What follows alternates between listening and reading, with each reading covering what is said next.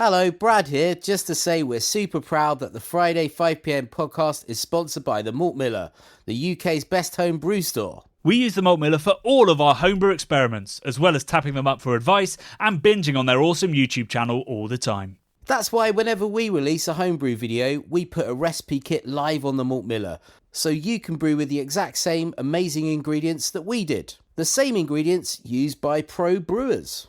So alongside the Malt Miller's nitro-flushed hops, cold-stored yeast and milled-to-order malts, you can pick up recipe kits for our 5 Points Best Bitter, Russian River West Coast IPA, and now the fastest beer in the world, a hazy session IPA that goes from grain to glass in less than 48 hours. Sign up to their newsletter at tinyurl.com/Malt Miller to get 5% off your first order. With the Malt Miller's amazing customer service and Johnny's 48-hour recipe, you could order the ingredients on a Monday and be drinking the beer by the weekend. Speaking of which, it's Friday. It's 5pm. So enjoy this week's Friday 5pm podcast. Hello and welcome back to episode 9 of The Bubble. Welcome back with a capital B. Yeah, it's been several months. We've been away for the summer. Johnny's been busy travelling the world, going to breweries and working on his tan. And I've been stuck in London selling beer. We apologise for being gone for a little while, but we're coming back with a big old bang, with an interview with James Hoffman, who is the founder of Square Mile Coffee Roastery. Yeah, so we've been really keen to get a coffee episode in from the beginning, really, because of the obvious parallels with beer and coffee. I think both industries exploded around sort of 2010, and the country's gone from having very few independent breweries or roasteries to having so much so that they're there's nearly at saturation point. Would you say? Or well, certainly James would. Lots of difficulties surrounding it. So, and obviously people's palates and the changes within independent coffee shops and things like that. So I actually knew so little about coffee. I contacted my friend and said, who should I speak to? And he said that James, he described him as the OG of coffee. Bold letters. Yeah, the original gangster of coffee. So we got him in. And it was a really amazing chat.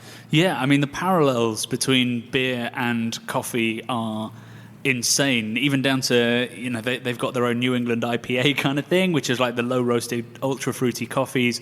They're both, obviously, beer and coffee are on-trade kind of businesses. That's where you need to grow your demand and your volume. So there's lots of struggles there that were similar. It was almost at the point where there were many sentences, James said, where you could just literally replace the word coffee with beer. An example being here. We tell the story of craft beer being that of diversity, right? Like we're sourcing beer from different places that taste different, and that's really exciting and that's really interesting. And what I teach you over time is that you should constantly be looking for new. The problem with new is that I can only supply so much new, and oh wow, hundreds of other roasters doing new and exciting beer too. And so we kind of build these very passionate, very interested consumers who are not particularly loyal. So yeah, whether you love coffee or hate coffee or can't drink it anymore because you drank too much coffee, there's definitely something in this podcast for you. And it really is a schooling in the fact that beer is not an isolated industry. There are many people going through the same, and we're all connected, which is what we wanted the bubble to do. Yeah, and what James has taught us is that you shouldn't really mix the two. So on that note, we'll send you over to James Hoffman from Square Mile Coffee.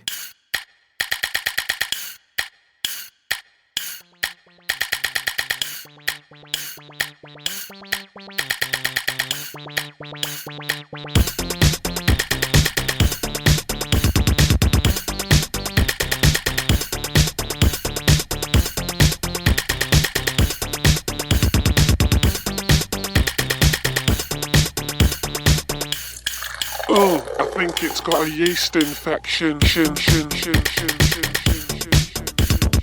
Yeast infection.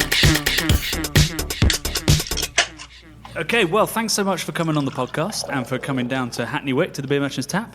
I guess we should start where you started. So if you could tell us a little bit about Square Mile for some context. Sure. So Square Mile was, I suppose, properly started in 2008. myself and my business partner, we'd come out of kind of education jobs, and there comes a point where you should probably stop telling people what to do and go and do it instead.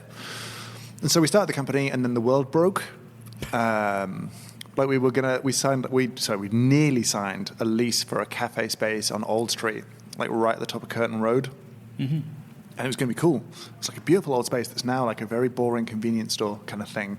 But the world was just ending with great speed. So we decided not to do that. And we took a railway arch like everyone did back then. Before it was cool? Did you start it?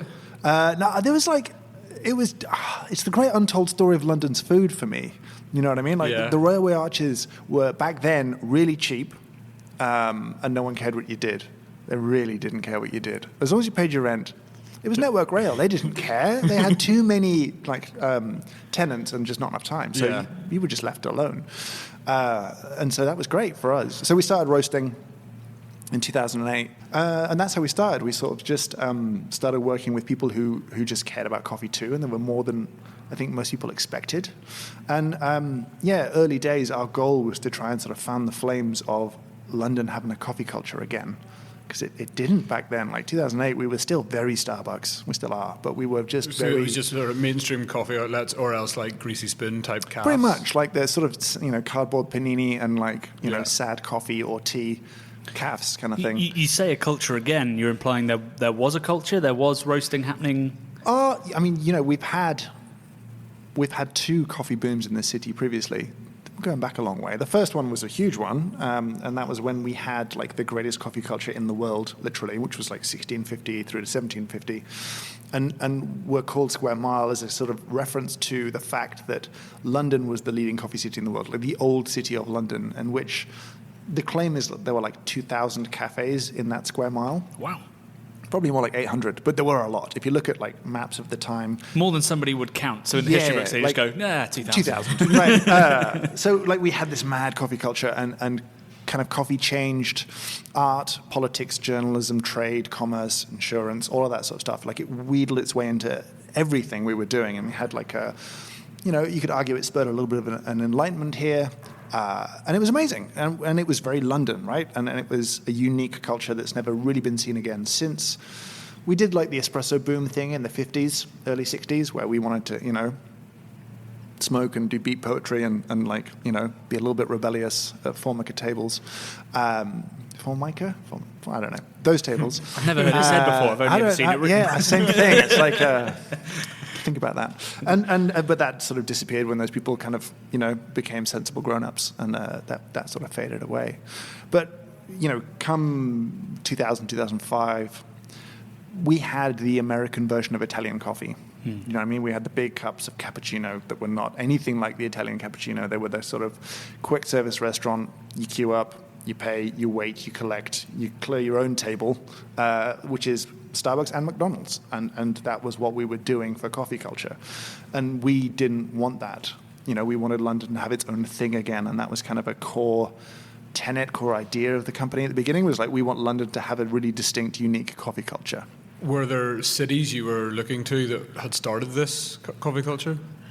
I mean, it's like a mixed bag. Like the cities and these entire countries. Like you can talk about like Nordic coffee culture. You can talk about Norwegian coffee culture being different to Danish coffee culture or Swedish, and you can talk about German coffee culture being different again, and probably in unkind terms you can talk about like historic French coffee culture, which was pretty, not good to drink. But just then you like could look beer. Right. I mean, I couldn't say, but like Melbourne, obviously, and Sydney, and like Auckland, and all those kind of places were doing their own thing, and it was kind of different as well. And so London has just been very London about it since, which is, we are that kind of mongrel city, and that's our coffee culture too. Like the early coffee shops here were totally supported by Aussies and Kiwis who were like, oh, finally I can get a decent coffee, right? And the English were a little bit slower to sort of pick up on the fact that good coffee was here. We did, and we have, and we get it now. But you've got like a real sort of mixed bag of stuff. You've still got a little bit of the Italian in here. You've still got a bit of the American coming through, big Australian and New Zealand influence. But still, we're still kind of trend-driven, which means that US coastal cities still drive a lot of trends over here as well. We're trying to do cold brew because cold brew is really big in the US, and so everyone's trying to do cold brew here in the UK. So yeah, we have this kind of mishmash still that's kind of ours, but also not even slightly ours as well. So before we get too much into trends, you might have to indulge us a little bit and indulge the audience. How does coffee come to be? What's the process of making coffee how it should be made? What, you want like a full seed to cup, like a real I'll quick... give you a minute. I've got time in front of me. Side. Right. So you have this shrub that usually grows about 2 meters tall, and it has cherries on it that are about the size of grapes, but inside there's not much fruit flesh. It's mostly seed. There's 2 little peanut seeds inside that face each other, and when the fruit's ripe, you pick it, squeeze the seeds out, wash off any remaining kind of sticky fruit flesh, dry them down, sort of grade them, hull them, clean them up, export them. We get them in the UK, and then we roast those. Those are sort of green coffee at that point. We roast it to being delicious roasted coffee. And that's where most flavor generation happens, right? Like there is intrinsic flavor in the raw material, but if you eat green coffee, you will break your teeth, and it doesn't taste of anything but kind of plants. It's very, that's that. Very green flavor. Right. Can you do anything with it before you roast it, other than roast it? No. I mean, you can grow trees with it. You can plant it as a seed. And most very fresh green coffee will still germinate if you're ever bored and you want to try and grow a coffee tree. Roasting is its own separate skill, and compared to say roasting things like malts, it's a much shorter time window, and it's extremely fussy in how it's roasted. The kind of chemistry of roasting is a nightmare, and small changes have a massive impact on taste. So roasting is difficult, really difficult, and you have a very small margin of error before you sort of reach disappointment, I guess. And then that's your raw material. You're going to grind it. About 30%-ish of ground coffee is soluble. The rest is basically sort of cellulose. It's non-soluble. It's wood. Call it that for the sake of ease. But about 30% of it is dissolvable flavor. You don't want all of it. In a good brew of the coffee you start with, you'll extract about 20%. Less than that, it's like really weak tea and also sour and gross. You take too much, it's a bit like stewed tea, where it starts to get very bitter, very harsh, very unpleasant. In the middle, delicious. And so, God, that was a really weird selection of moments in the coffee journey. But that's kind of coffee. So good coffee is dependent on everyone not screwing up. Like it's post-harvest, the moment you pick the fruit, it's all preservation. Right? There's a moment of creation in roasting, you could argue, but primarily you're trying not to destroy the intrinsic qualities of your raw material that should ideally taste like the place that they're from. I don't want to get into kind of terroir or whatever else, but kind of taste of place is really important in specialty good coffee. So I can immediately see why coffee would have ended up taking the same journey that beer has, which is lots of local artisan producers being completely consolidated into giant macro entities. Because if the margin for error is incredibly small, then industrialization would have taken that on immediately. And also the fact that you can extract so little from it means that buying in volume is vital. Yeah, I think it's one of those things that probably like beer has this sort of reputation of being fantastically profitable in terms of gross margins, right? Like people are like, how much coffee is in a cup of coffee? 30 pence in a £3 cup? And they're outraged, right? And you're like, well, that's not quite how it works. But the effort to try and squeeze more profit out of it certainly drives scale, right? And when you have businesses that don't have a highly profitable thing, that always brings scale in. And yes, that means buying at scale, roasting at scale, brewing at scale, all of that kind of stuff. Just because the margins don't turn out to be quite as good as they look on paper, and I suspect beer is kind of the same, right? Like your raw materials cost of brewing beer, I suspect, is pretty low. Yeah. But to think that it's all profit and wonderful doesn't often turn out to be the case. Yeah, it used to be that way until we got obsessed with hops, and hops are incredibly expensive. So actually, malt is relatively cheap and available. Yeast is, you can make yeast yourself. You could do it for free if you want. But yeah, the hops are what are increasing the cost. And indeed coffee. We're putting a ton of coffee in our beers. Yeah, that's a thing. That's a thing. You founded in 2008. Yes. What was it like as a business to run in that time? How easy was growth to find? How tough was competition? Was there a scene you could kind of rely on and learn from? All right, there's a bunch of questions in there. Okay, so we're bootstrapped, and we're still bootstrapped. We've never had investors or anything like that. I had inherited a little bit of money And that was like to put it down a deposit on a house, maybe, or start a business. And we went for the gambling option, which went very well now. But yeah, back then, no one was lending. Like it was credit crash time, right? So banks were like, nope, no money, no lending. Investment was pretty thin on the ground. So we were, a scrappy little lean startup. It was two of us for a long time, and we grew quite slowly and quite carefully. I think the actual growth of the company was pretty great, all things considered. Without getting into like the challenges of growth and cash flow. Coffee boomed when it happened here. You know what I mean? Like we went from not really being into it to suddenly being like, oh no, we're really into it now. And we definitely got to ride that wave of growth, and we sort of doubled every year for like the first 3 or 4 years until we ran out of physical capacity in our little railway arch. That was the limiting factor, and we had to stop taking new customers on for a while, and once we kind of searched for a new space, and that was kind of limiting there. But we pretty good timing, it turns out, because we probably would have run out of money had we kept trying to grow at that rate. Do you know what I mean? Like a little flatlining let us sort of catch up, and it was an exciting time. It was for us. We felt like in those early days there weren't many people doing what we were doing. And that certainly made things a little easier. I'm not saying no one was. Clemson's were around back then in terms of coffee roasters. Union were around back then. There were, good roasters doing great stuff back then, but it was just a very different time and a different focus, and you just had more room to breathe. Now, the same's got to be true in beer, right? Like there's like your customer base, and every new brewery is taking a thinner slice of the same pie. Right. Very much so, yeah. Same. So the coffee is exactly the same. Back then, we kind of started with no pie because there was no existing audience for really great coffee. So we had to create customers, and a lot of the early businesses and early focus was kind of creating and bringing people to this new thing. In the last 5 years, that's transitioned to duking it out amongst ourselves for a kind of pie that's not getting any bigger, which has been a massive issue and frustration for me because I'm very interested in kind of bringing more people to the church, like come and just enjoy the nice thing. You don't have to be weird about it. You don't have to spend tons of money. You don't have to be a kind of coffee bore, but you can have a nice thing. You can enjoy it if we make it a bit more approachable. And, we really screwed that up as an industry. We were, I think, we are the poster child of pretentious service, right? Like the hipster barista trope, totally a thing. Like I just more want aggressive. a coffee thing. Yeah. And, McDonald's have built a very good advertising campaign off the back of it that's been very effective for them because it's a pretty honest, accurate trope.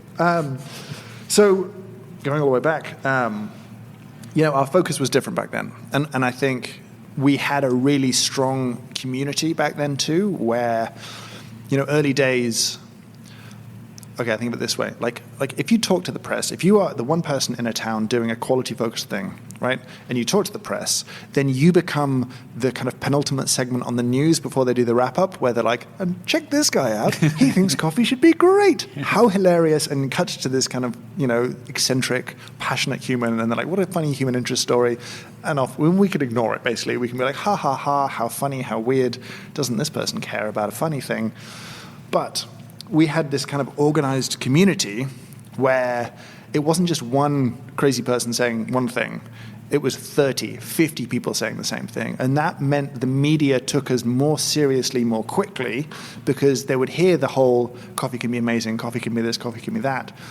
But go and talk to this person, and they would say the same thing and send you to someone else. And they would say the same thing and send you to someone else. And so, it was back when like Time Out was much more influential than it is now, when magazines were more influential than they are now, I guess. But the media kind of took us seriously as a kind of nascent movement in a way that I think they wouldn't have done had we not been quite a coherent community.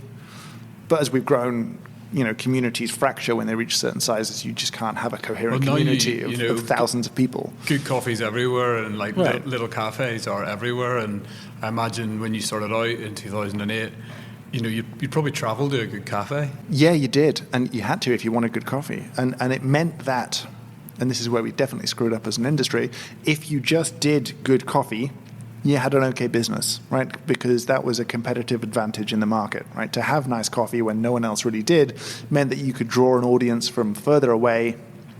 People would wait. People would be patient. You're slow. They take an extra 2 minutes because it's worth it, because they care.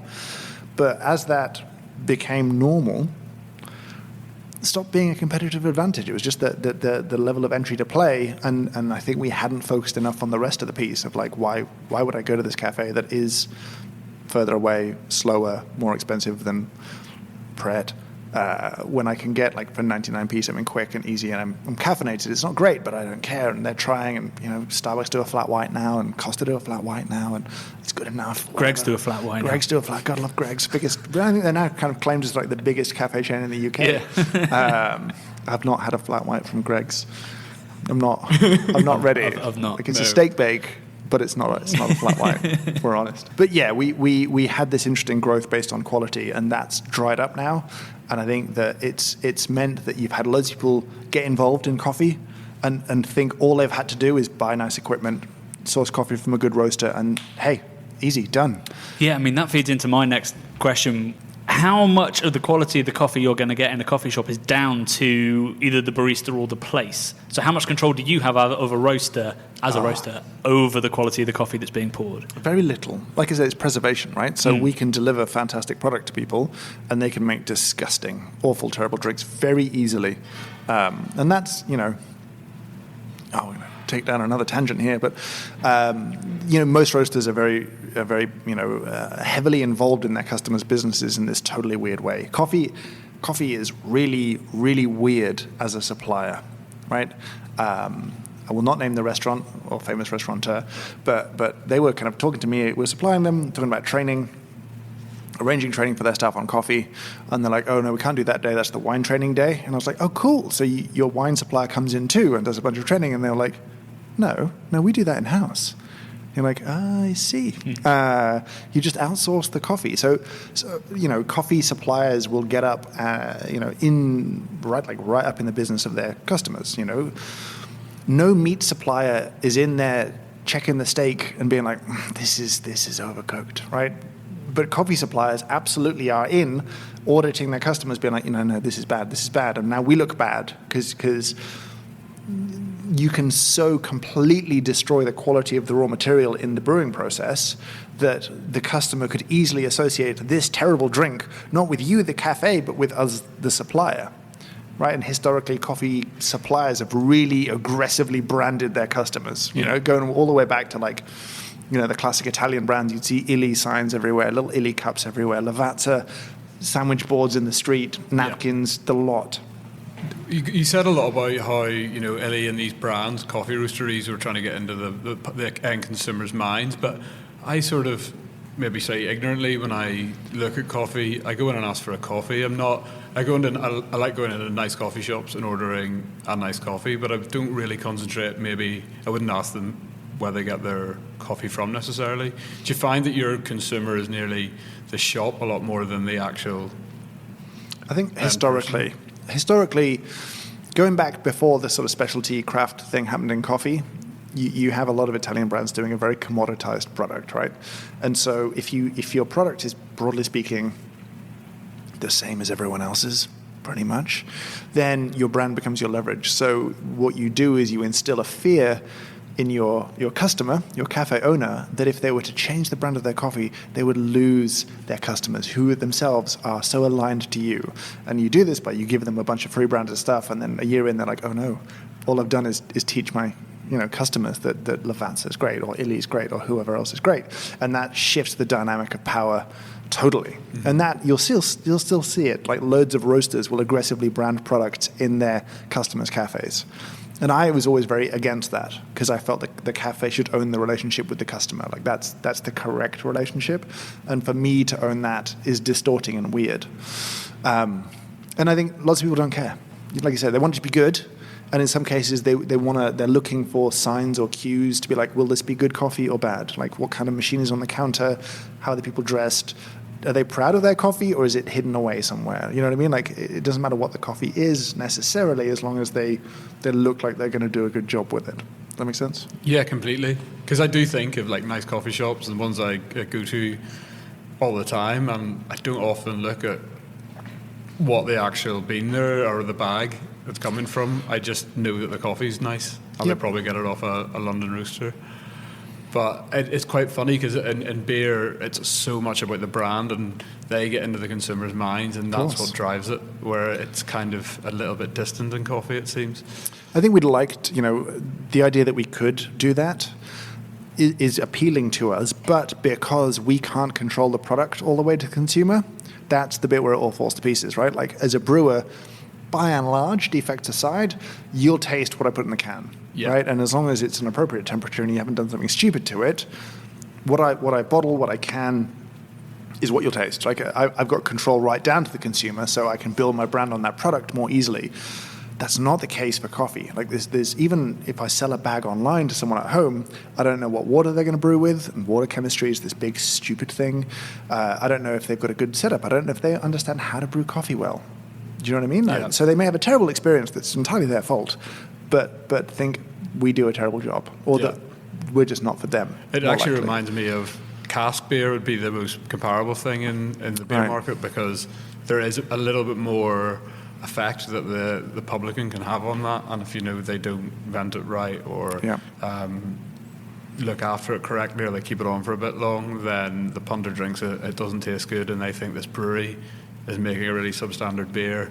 So you have this sort of massive working relationship with every cafe that you sell to, because they have so much responsibility to make your brand look good. Yep, pretty much. It's a really and it just creates this weird working dynamic, and it's interesting and it's different, and it's in some ways good and in some ways really enormously frustrating. Because another strange thing about this coffee industry is you tend to, well, as far as I know, you'd only have one coffee supplier. Like, one cafe will only really get one coffee. Is that correct? Less and less now. Okay. Like, historically, there was very much like a contractual type of agreement of like, you will buy from us, and this is the price, and this is how much you'll buy, and if this is a binding contract. Specialty kind of craft coffee turned up and was like, no, we're not going to do contracts. We want you to buy it because it's great.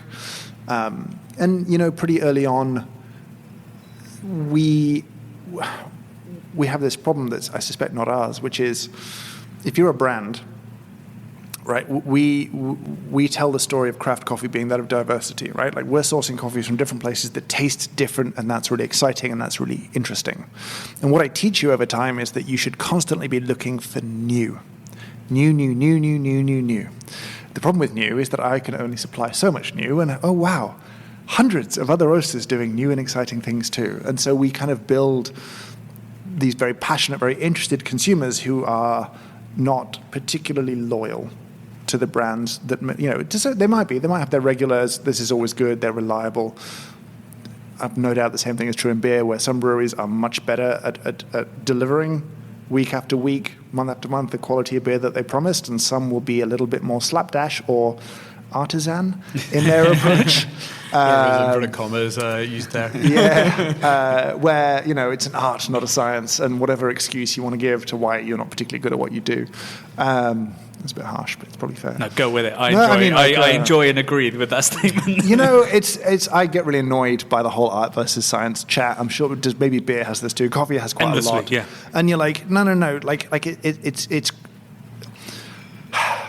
develop a skill set to execute your art better, right? Like, if you want to be a great painter, you have to learn the fundamentals of painting to then express art. So you don't just go straight to producing amazing art. You need to learn your technique, which is your science, your understanding. Like, it's both. And the either-or argument is just bullshit and an excuse to be sloppy, because you don't know better, or you don't care enough, or it's not how you want to work, or you don't want to be corporate, or whatever it is that you feel is your excuse to not deliver on the promise that I think you are making to a consumer when you say this is going to be good. This is worth £4, £5 more. You know what I mean? There's a promise there, and I don't think they care how much art you think is in your product. Yep. That's me. Anyway. So tell me about, loosely based on that, trends in coffee. So beer is it's a slave to trends. It's a slave to what maybe influencers or hop suppliers are trying to push on you at any particular time. I had a conversation at Uppers and Downers, which is Good Beer Hunting's Beer and Coffee Festival, with somebody who was drawing a line between New England IPA, which is a hazy, ultra juicy style of IPA, and the fact that roasting levels in coffee are going down. They're getting much more fruity, and that's the way that it's going. Was that a fair comparison? Are there other trends happening? So yes, like So there's kind of macro trends, and then there's sort of micro trends, and everything is cyclical. Like everything is a pendulum, and everything goes backwards and forwards. And actually, with the roasting, we're coming away from the super light roasts that tend to be much more acidic ultimately, right? Like as you roast coffee, a bunch of different compounds in the raw materials react together. And generally, the longer you roast coffee, the more that the acids get involved in chemistry and are degraded by that roasting process. A lack of acid can taste flat, boring, dull. Too much can be vile. And we've all experienced that, I suspect, at some point in coffee. And where you sit on that line is kind of an aesthetic choice. And ideally, it's a reasonably consistent aesthetic choice. And you'll see a real division in roasters. Roasters who have an aesthetic that they're trying to achieve, that they believe coffee should taste like this, and they hope you like it too, but this is what they're into. And others who are like, what are we doing this week? What is cool right now? We're going darker. We're roasting darker. Okay, good. And here's our darker roast. And you're like, sure. And you can chase a trend, but I mean, it just takes you to a dark place ultimately.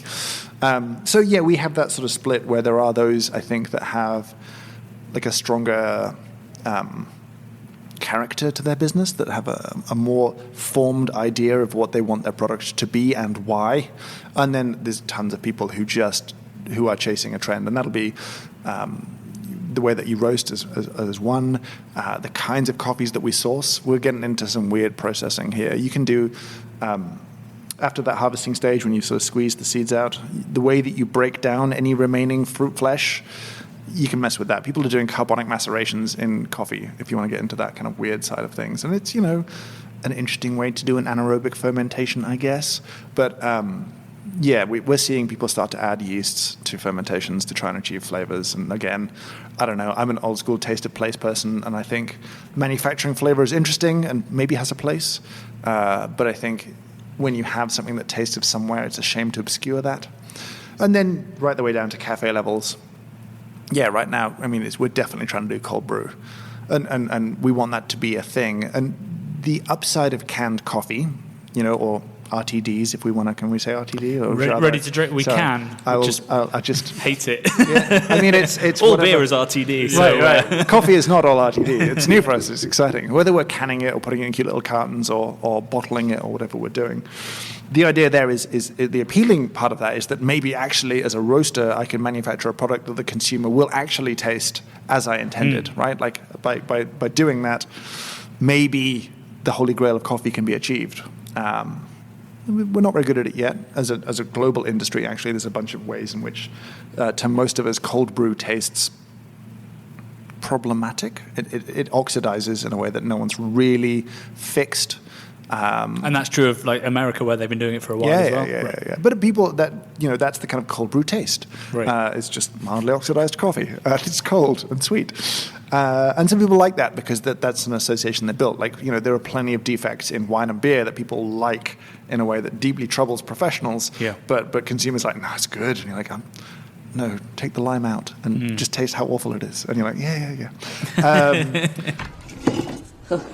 I love that stuff. Been drinking it for years. Drinking it for years. Drinking it for years. Drinking it for years.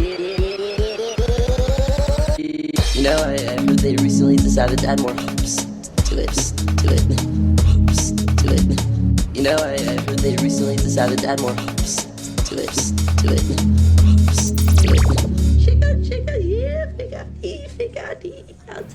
I would like a bit, maybe more of an understanding of macro coffee. The Starbucks, the Costa, all those type of guys who just.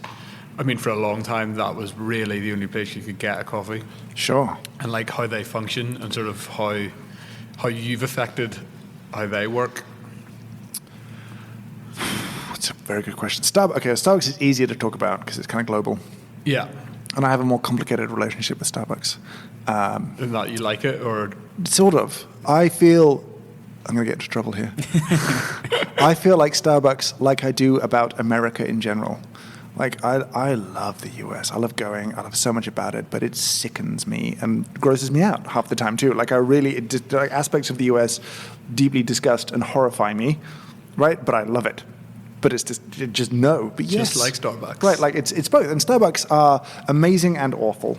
at the same time. Like they do a bunch of really cool stuff and they do a bunch of really terrible stuff. And I've just learned to accept that both can exist in the same place. Yeah. You know what I mean? Because I sort of feel about Starbucks that if I'm going to go, I don't want to get a normal coffee because it's going to be so horrendous. So you may as well go all out. Get the weird getting all the syrups and all that. It's good. It's good. The little crushed Oreo in there. It's good times. It's something completely different. Whereas, and actually, one strange thing I think about coffee that isn't similar to beer is a lot more circumstantial. Like if I'm on a sunny beach and it's really hot, I'll drink a shitty macro beer that'll be 1 degree and it'll probably be really nice. Whereas if I had to go and do a Costa coffee and have a Costa or not have coffee at all, I'd just not have the coffee. Well done on conquering your caffeine addiction. For many of us, you're like, no, I don't want the headache later. I'll just drink the coffee. It's just so bad. Suffer. Yeah, but it is quick, relatively cheap, relatively consistent. You know, we are creatures of habit, and you know, if I dropped you in a random city and told you to get a coffee, and one of them was a chain, you'd at least know, even if you couldn't read the menu, you'd sort of know how to do it, how it happens, who to talk to, how to pay, where to get your coffee afterwards. Like it's that aspect of change is incredibly powerful. I mean, Starbucks, I like Starbucks because they're really good recruiters for coffee drinking, right? If you go to a specialty coffee shop, you're unlikely to see anyone under the age of 20 in them. Actually, unlikely to see anyone under the age of 22, 23. But that's not when people start drinking coffee. People start drinking coffee in their teens quite often, and they start drinking it in places like Starbucks in a way that is fun and delicious and kind of, you know, a big thing that will go for a long time or whatever else. And so that they get people in, and bless them, they set the bar quite low. You know what I mean? So you know, when you're exposed later to better coffee in your life, maybe you go to uni, maybe, you know, your first jobs, that kind of stuff, then you have access to something better. You're like, oh, this is better, this is good. And often this business has values that appeal to me and where I'm at in my life kind of thing too. So, you know, Starbucks is a brutally efficient machine. They make a ton of money. They don't pay any tax on it here, which is, you know, that bums me out quite a lot. I'm kind of boringly pro-tax. So that is one of the ways in which they upset me. But you know, Starbucks, they're sort of misunderstood as a competitor by independent businesses. In the early days, we'd meet people who were like, I'm going to do what Starbucks does, but I'm going to do it at like 10p cheaper. And you're like, but you're not. You're not even close. Like, do you think your one cafe is going to pay the same for a takeaway cup that they do when they buy billions a year? Nah. You know what I mean? Their scale just drives down price beautifully. And they're operating at a very healthy profit margin. I think they're like 15% pre-tax net, without getting too much into this, which is, you know, if it was taxed, that would be great news for everyone, but it's not. You know, and if you look at how they build their businesses, I had to get my passport done not so long ago, and you're down in Victoria, and I just needed something, and I went to the little Starbucks there. There was a line of like 8 people. The cafe was pretty gross and pretty messy, but this line of 8 people moved, and it was a kind of constant line of 8 people, and there were 2 people working behind the counter. That was it, doing everything. Right? Because labor is expensive. So what you do is you build an entire system around productivity. And if you watch a Starbucks, they're built around how much can I get out of a human, of which I'm paying barely minimum wage. And the answer for Starbucks is a lot, right? Like a lot. They will do a lot. And their wage cost is like half of that of most independent businesses. We just can't compete, right? And we were pretty slow to accept we just can't compete. So let's stop trying to compete directly with them on their ground, because they're going to crush us. They'll always be cheaper. And if we're doing something at the same price that they are, they're just making way more money than we are. We're probably just losing money hand over fist doing it. So, you know, I think Costa have done a reasonably good job in some ways of kind of riding the coattails of that thing as it happened. You know, I don't know which point Whitbread took them over. Obviously sold them last year, whatever. But you know, they obviously had the money to grow and appear, and again they've just met the promise of we'll be as good as we ever are, every time. It's going to be the same size. It'll taste pretty much the same. Yeah, they got in trouble, didn't they? Because someone bought a medium and a large, and it was the same. Yeah. Just in a bigger cup. Bigger cup. It's beautiful. But yeah, and Nero's just sort of quietly still exist in a way that no one's really sure why they do. I feel like Nero's were like the most acceptable of them 10 years ago. Yeah, definitely. And they're still privately owned, right? So I suspect that's just slowed their growth. And they're like 500 now, I think, whereas cost us like 1,500, 2,000 total kind of thing. I've noticed lots of Starbucks now in like roadside locations. So they've become like the travelers.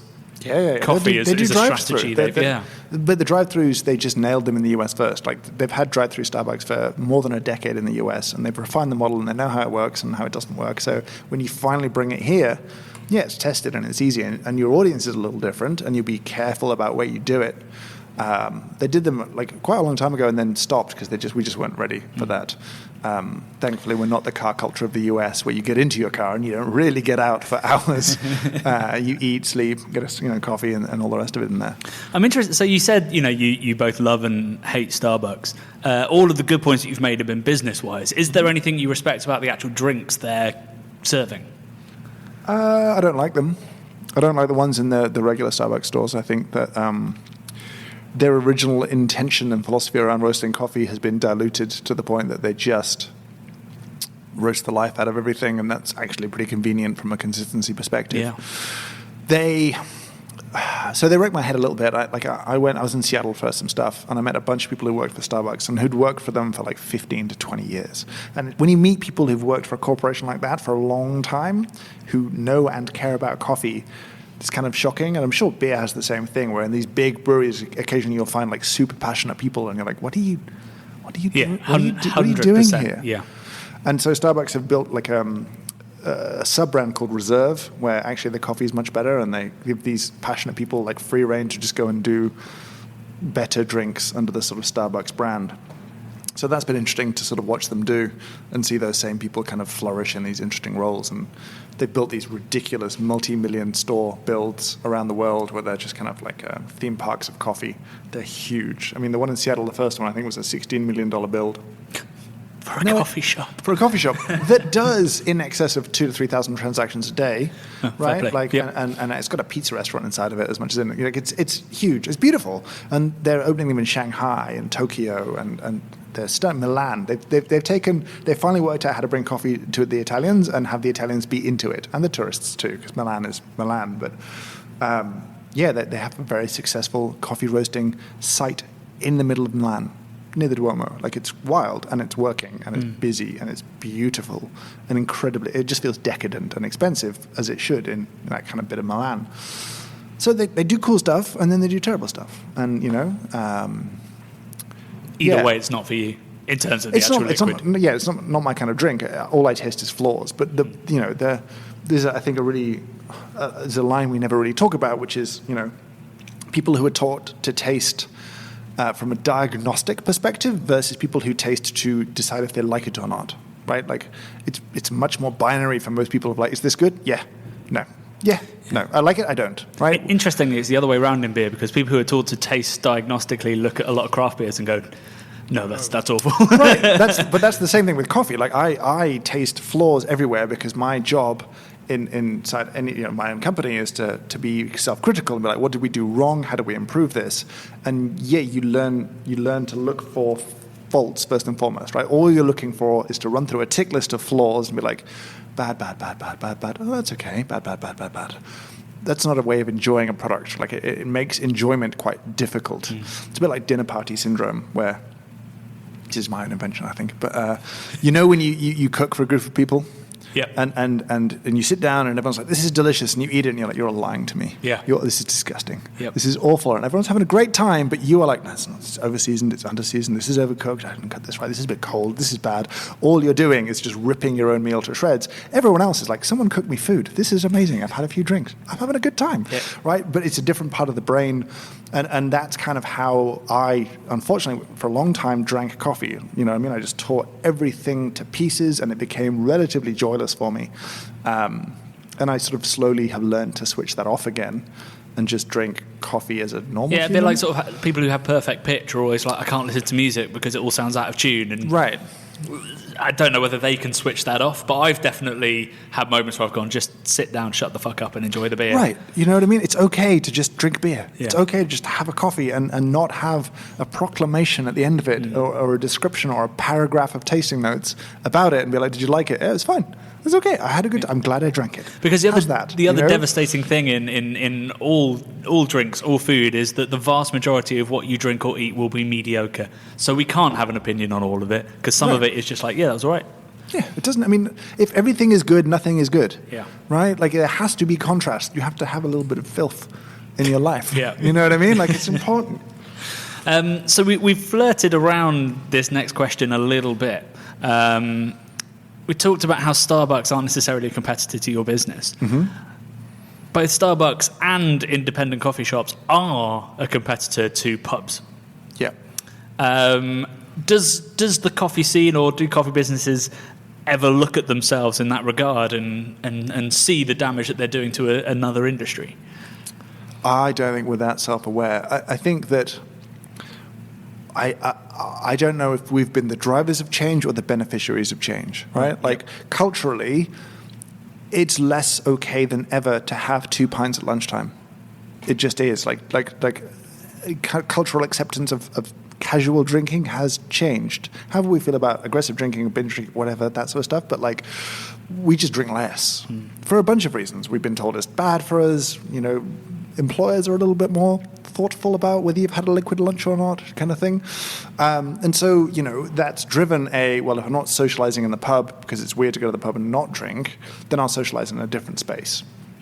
And I wonder if we've been the beneficiaries of a cultural change in attitude to alcohol that's driven our kind of socializing to a different venue, of which we've been very happy to provide. Right? I'm not sure people are like, I was going to have a beer, but I'll have a coffee instead, which is why coffee in pubs isn't selling. Do you know what I mean? Also, like coffee in pubs is shocking. It is awful. But I mean, no one wants it. That's not why I'm in that space. No, even the people in the pubs don't want it, because the amount of time it takes to serve that coffee over just pouring a beer is 4 or 5 times the length. Oh, there's a cruel irony that's coming. Like slowly coffee shops are like, God, we work really hard for £2.50. I could just pop the top off a beer and have £4. Wait a minute. And so you'll start to see, and you already see this wholesale switch. Yeah. Like you'll see more and more cafes. You already do start to try and get licenses and start to sell booze, start to sell coffee cocktails, a bit of wine, have a breakfast wine. You know what I mean? Like, we need the money. You know, everyone needs the money. Like business is highly competitive. We've got too many everything. Restaurants, too many bars, too many coffee shops, too many everything right now, especially with a sort of depressed, hesitant consumer base that we have in the UK. Very well euphemised. It's kind of screwing everything up, really. You know, like that's the biggest impact is just fear right now, as I feel in our industry. But yeah, like you're going to see more alcohol in coffee shops. You are. We sell to a lot of them. You know, I think they figure that if you like good coffee, you probably like good beer, and they're probably correct. So there's been a big upheaval in people trying to get licenses and selling them a little bit of beer. Granted, the rate of sale is usually not the best, right? But there's obviously comparisons there, and people are trying to take advantage of that. It's been wild to see like a bunch of breweries, big breweries, try and do like alcohol-free beers targeted at coffee shops. I was like, that's wild and not going to work. Like, no. But you just have a coffee if you don't want the alcohol. I know where you're going with this, and I understand how this probably got through a board meeting, but no. Yeah. No one wants this awful alcohol-free beer in their coffee shops. Anyway, I don't see as in direct competition. I see as having like a cultural shift that's just benefited one over the other for now. So then also related to that, you referenced the fact that alcohol is becoming less socially acceptable on a casual basis due to health reasons, alcohol dependence, which is much more common than people think. Yeah. But caffeine is significantly... I feel like there's more caffeine addicts in the world than there probably are beer drinkers. How bad is caffeine addiction, and does the industry have to worry about it? I think not really. Like the excess of caffeine is far more unpleasant than an excess of alcohol, which is sort of an interesting limiting factor. I mean, so caffeine acts on us in a specific way. It inhibits a hormone called adenosine, and adenosine is a hormone that makes us feel sleepy, slows our heart rates. So essentially, caffeine interrupts our ability to calm down. So it's sort of it's not technically a stimulant as much as an antagonist. It's boring. So the I can't remember where the study came from. It was a good one because it made me feel really bad about myself. I think the latest research was like for most people who are regular coffee drinkers, that first coffee in the morning does not take you from sort of 1 to 2 as a sort of functional human. It just removes your symptoms of withdrawal. So it sort of takes you from -1 to 0. You know what I mean? Like it brings you back to a baseline. So long-term consumption is not actually particularly good for productivity. We also are fascinating in it as an industry that our key pharmacological component, whatever it is completely unregulated. You have no idea how much caffeine you're drinking in any coffee beverage whatsoever. You haven't got a clue. Now, you have to tell me how much alcohol is in the thing I'm drinking. In coffee, it's sort of, there is none, or there is some. You know what I mean? Like it's caffeinated to some extent, or it's not. Decaf, yeah. Right, yeah. And that's kind of interesting. And I think it speaks to the fact that it's not particularly dangerous.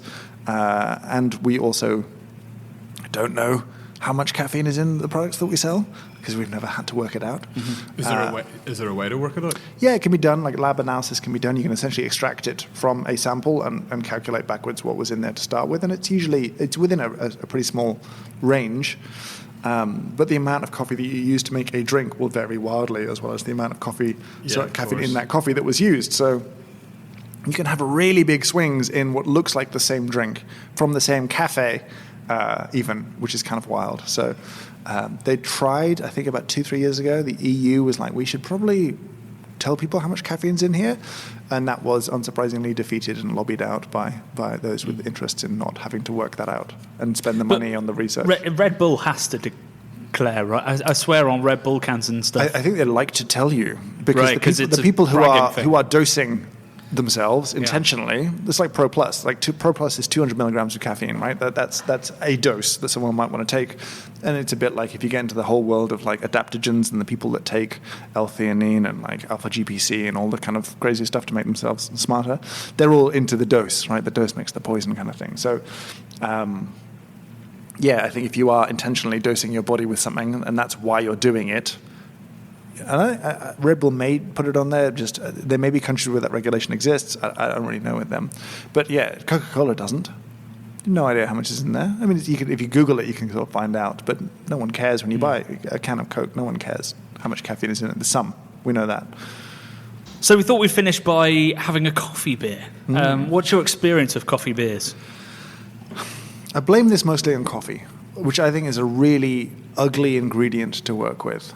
Like, of all the kind of, I don't know what you call it, beer, like inclusions or like... adjuncts is the term we're using now, That's a very good term. It is easily extremely dominant in its sort of almost cliched appearance, right? It doesn't taste interesting, it just tastes of this kind of brute coffeeness. I mean, you can smell this one from here. And it isn't all that near my nose. Just for people at home, Rob doesn't have the glass near his nose. That's not... So, I mean, that's not too bad. I mean, so the thing that really frustrates me is two things about the coffee beers. One, most people are like, oh, espresso is kind of dark and roasty, and so I should do it like a dark and roasty beer. And all you do is compound the two worst things, and you have this very harsh, bitter thing that to me just tastes of burntness. Yep. And to me, that's a really defective flavor in my world, and I just don't like it. And I just think it doubles down on the ugliest part of the beer for me. And then, you know, the best coffee beers I've had, I might not immediately have known there was coffee in it, right? If you did an A/B test, you'll see that the coffee's just lifted that out, rounded it out, done something texturally to it, but it's not the star of the show, and it doesn't have to be. I really appreciate composition and balance in beer, wine, anything else, where things are put together carefully and well, and you know, musically speaking, everything is at the right kind of level. I can hear everything. Nothing is too loud. Coffee beers are always just too loud. I'm going to sip this one now. All right, that's not too loud for me. It's loud, but it's not the dominant thing. It's sort of modern rock. It's not gone metal or right. It's texture is quite nice. What is this? So it's a wee heavy from Siren. It's called Irish. So wee heavy is basically it's a big caramelly barley wine-esque kind of beer. And then they've used what was it? Quarter horse coffee. And like the problem is for me often is that the coffee tends to manifest in the finish. Yep. Right. Like you'll just be left with something a bit off tasting almost, and that's just because coffee as a liquid doesn't age well. We talked about that with kind of ready to drink stuff in coffee, and it tends to come through in beers. This slightly, to me, kind of off note is present in a lot of coffee beers, and it's not the flavors of coffee that I like in coffee, and it's often not the flavors of beer that I like in beer, and it's like the worst of both worlds more often than not, and they're not elegant. They're often don't feel particularly thoughtful from that perspective. And so they're kind of frustrating for me. Yeah, I mean, I think when brewers make coffee beers at the moment, they treat it like a hop. So they put huge emphasis on freshness and adding it as late as possible. Yeah. And so what you end up with is for the first couple of weeks, a really bright, whatever it is, citrus, berry kind of notes, and then a month later, you've got mud. Yeah. On the finish. Yeah. This actually, I think, works really well. Because there's loads of banana, so it's almost like banana split kind of flavour. Yep. Which comes from the fact that wee heavy is an incredibly sweet style. And on the finish, it's kind of chocolatey, is what I'd say. Yeah, it's a beer that without the coffee was a pretty strongly flavoured thing, and its texture, I think, as well, kind of skews you to pay attention to the beer more than the coffee in it. Do you know what I mean? That kind of sweet, syrupy texture of it. And honestly, the coffee is not particularly dominant in there. I think you could give that to a bunch of people, and they wouldn't be like, "Is there coffee in this?" Whereas a bunch of coffee beers, they're like, "Oh God." But have you ever made one or done anything yeah, with a we've brewery? done a few. We've done some for uppers and downers. Yeah. We did one with Cloudwater. It was kind of interesting. Way, way, way back in the day, we did a couple with the Colonel. And my favorite one of those was an IPA, but if you drank it, you just wouldn't really have known the coffee was in it. So you really want to just use the coffee to bring something more out in the beer? Right, rather Almost a than- seasoning. Right, compose with it, but it doesn't have to be the star of the show. You can make an interesting beer. In a kind of A/B testing that we did with and without, you just added like that little tiny bit of kind of caramel sweetness, but there was an interesting textural change. But that went into the mash, actually, that coffee. Right, so it was then boiled. Like right at the end. And then in that sort of filtration process that sort of happens naturally, that was where it was filtered out then. Right. We did stuff where we sort of added in a kind of giant tea bag of ground coffee right at the end too. But yeah, like it kind of worked to just bring something early on and use that hot water to do a nice hot extraction of the liquid. A bunch of flavors in coffee are temperature dependent in terms of solubility, so adding them into a colder product, just really you don't get much out of it in that regard. But if you add it into hot liquid, you'll extract much more and much more of coffee's pleasant flavors. So that's why we did it that way. It was a pretty small batch, though. Okay, I want to try the other one because I'm pretty sure, given that it's Pahala and other half, this is going to be the opposite of what you want, and I'm intrigued. Oh, the color of this unsettles me. You know what I mean? Like it's when it's that dark looking. I'm like, this is going. Run your car on it. This is going to hurt me a little bit. I'm delicate. Looks great with the gold branding of beer merchants on there. Yeah, it does. No. Just what is that? So an Imperial Baltic Porter brewed with rye malt. So Baltic Porter is technically a lager, which is an interesting choice for a coffee. It's also got vanilla, Tahitian vanilla, and rye. Jesus, okay. That is not for me. I get why you could be into that. It's just for me. There's that dominant bitter burnt thing, which is not ever a charming kind of burnt. You know what I mean? It's not charming when I burn my toast. That's not like a good bitterness in my life. And for me, the bitterness is so long. It's just dominant. And for me, that's the bit where if you take two things that might have been bitter and combine them, sometimes that compound bitterness is just way out of whack, right? And I don't know. That feels like a thing that I'm supposed to have like a little taste of and think about, but I'm not supposed to drink a whole one. No, I mean, Baltic Porter is, like I said, it's a lager. It's supposed to be a very drinkable, dark, slightly strong beer. That's one of the least drinkable beers I've ever had. That is a proper, like, sip at a festival and then dump it and go for a Berliner Weiss. Like, it is massive. It's I sound pretentious. It's kind of cacophonous to me. Like it's just noise. Yeah. Whereas there was at least a little separation of flavor in the first beer. This is just a wall of kind of a sledgehammer of flavor, and I don't. And you're not tasting much after it.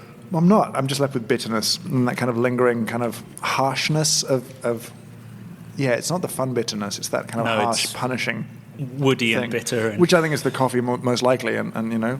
But it's also there's no nuance to that coffee either. There's no. If you're going to go all out coffee in a beer, I want to be able to go, well, this was probably a heavy roast, or this had these notes. On that one, it's just cliche. It's like if you made a coffee sweet, you'd be like, well, that's what coffee tastes like. Right, and for someone who, for me, it's very important that coffee tastes of somewhere, because that's kind of the joy of it for me, that it tastes different depending on where you grow it and how you grow it. That's just not interesting to me, you know what I mean? You may as well stir it in half a spoon of Nescafe because it's just generic coffee flavor. Burn. Sorry, that's all. I'm not saying it tastes like half a teaspoon of Nescafe, but I'm saying you may as well have for all the nuance that I get from it. Yeah. You know what I mean? Yeah. Well, I mean, I know people online will if we looked that up, in fact, maybe I will. I'm going to look up the reviews of that beer and see if beer lovers love that beer. So, while Johnny's looking that up, you gave us a very brief 1 minute introduction to how you make coffee. Can you give us a 1 minute outro of the future of independent coffee roasters and where you see it going? Yeah, look at beer. The same sort of cycle is gonna happen where we're gonna have a mixed bag of failure, consolidation, and then you know the genuine ones will keep going and grow and do well, but by and large we're in a phase of contraction right now. You're starting to see more and more cafes fail. Some big players in London have failed recently, and yeah, more money's coming in. Acquisitions are happening. We've had a little bit of a golden age, and we're still in it by and large. But you know, if I look at the next 10 years, I see less of that, and that's regardless of whatever this country does in terms of Europe, right? Like I think leaving Europe accelerates that because just money will flood in because it will be so cheap to buy that there'll be a ton of outside M&A. But yeah, it's already happening, and so it's not going to be hard to get good coffee. But that real diversity that we see right now is going to go away a little bit, I think. Sadly, there'll still be bright, shining lights of excellence who are passionate and driven by what they do and are very good at what they do, and there's a ton of those in coffee in the UK. There's a ton of pretenders too, and there's some who just aren't in it for the long haul. So we'll see a little bit of contraction, I think, in the next few years. Well, to add to that dystopian future, that beer has 4.06 out of 5, which is incredibly high on Untappd. So hey, some people like different things, and that's okay. It's not for me. Let's talk about beer, Johnny. Let's talk about AVB. Let's talk about Imperial Stouts and imbibes of wicked weed. Let's talk about beer. Let's talk about beer. Let's talk about beer. Let's talk about beer. So the podcast started very light-hearted and ended with a dystopian view on the future and a man who loves coffee and quite likes beer saying he hates both coffee and beer together. Yes. I mean, that is definitely a very dystopic view of what is going on, but you can see it in the beer industry as well. People are sadly closing. There is probably an unsustainable amount of both parties in an industry that can't really support itself, and big guys are plucking people off the top. So, Yeah, I mean, it's on one level it's reassuring to see that other industries are having the same issues as beer. On the other hand, it also kind of creates an air of inevitability about the way that beer is going to go. But I think there were some lessons we could learn from coffee. Coffee, I think, is ever so slightly further ahead on that curve.